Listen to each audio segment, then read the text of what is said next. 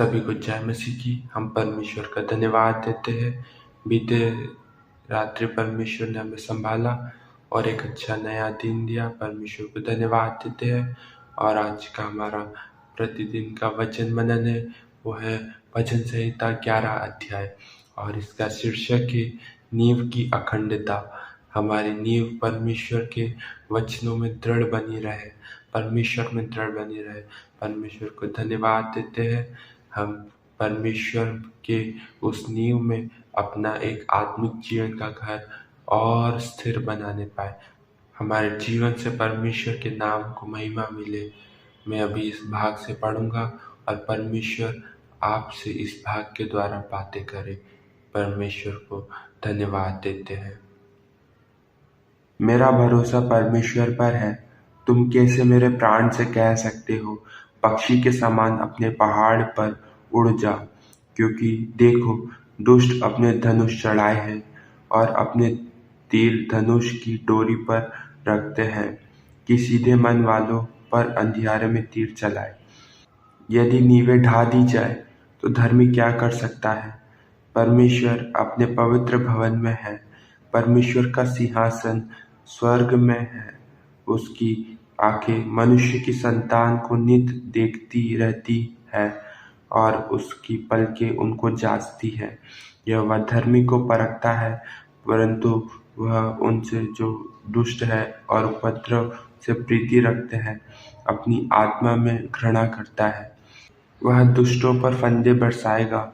आग और गंधक और प्रचंड लू उनके कटोरों में बांट दी जाएगी। क्योंकि यह वह धर्मी है और वह धर्मी के कामों से प्रसन्न रहता है। धर्मी जन उसका दर्शन पाएंगे। परमेश्वर को धन्यवाद देते हैं एक सुंदर भाग के लिए। परमेश्वर हमसे इससे बातचीत करना चाहता है। परमेश्वर को धन्यवाद देते हैं और हमारा विश्वास परमेश्वर में दृढ़ और अटल रहे। हमारी नींव परमेश्वर में मजबूत रहे, ताकि शैतान हमारे आत्मिक जीवन को गिरा न सके। परमेश्वर को धन्यवाद देते हैं और हमारे जीवन से परमेश्वर के नाम को महिमा मिले, क्योंकि यह वह धर्मी को परखता है।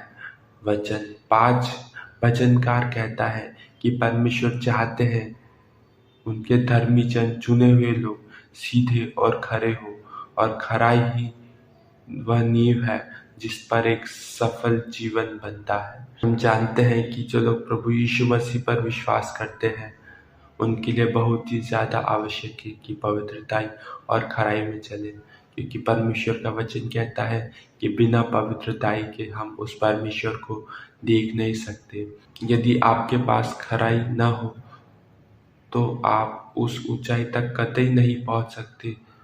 जब भी आप समझौता करते हैं और जब भी आपकी ईमानदारी में कमी होती है तो आपकी नींव में दरार आ जाती है। हम परमेश्वर के प्रति विश्वास योग्य बने रहें।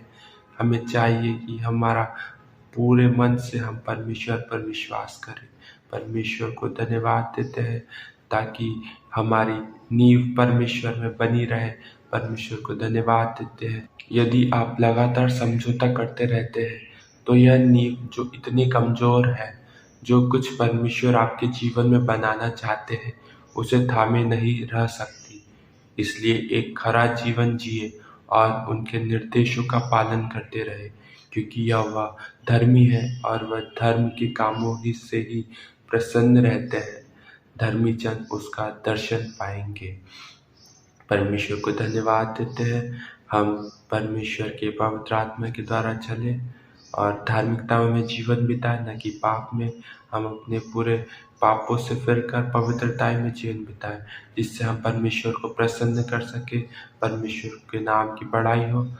और आज का हमारा कीवर्ड है वो है भजन संहिता 11 का 3। यदि नींवें ढा दी जाए तो धर्मी जन क्या कर सकता है? हमें चाहिए कि हम परमेश्वर की उस नींव पर मजबूत रहें। परमेश्वर को धन्यवाद देते हैं और इस वचन के द्वारा परमेश्वर आपको आशीष दे। सभी को जय मसीह की।